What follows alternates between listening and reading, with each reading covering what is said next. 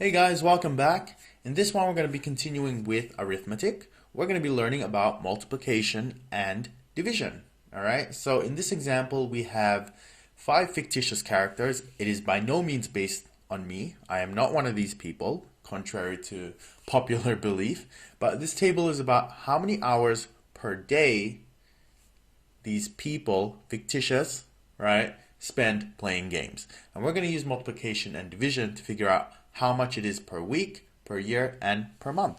All right? So to do per week, we go equals day times, we assume 5 days a week.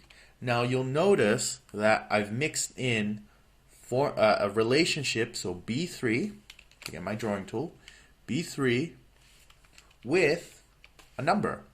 Now you can do that. You can mix them up. It doesn't have to be just numbers or just relationships or just B3s, for example. You can mix them up. All right. So now that we have the formula, we press enter, and there we go. Now we extend it using the fill handle, which is going to copy the formula, and there you have it. So let's do that again for the year. So there's 52 weeks per year. Assume it takes 2 weeks off, so we'll do 50 weeks for the year. So we go equals per week 10 times 50 weeks. Enter. There you go. And now we've calculated how many hours these people spend playing games. Wow, that is a lot of hours. All right.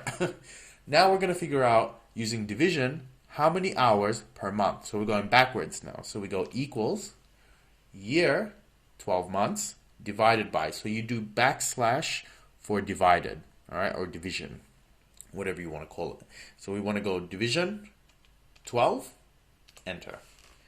And there you go.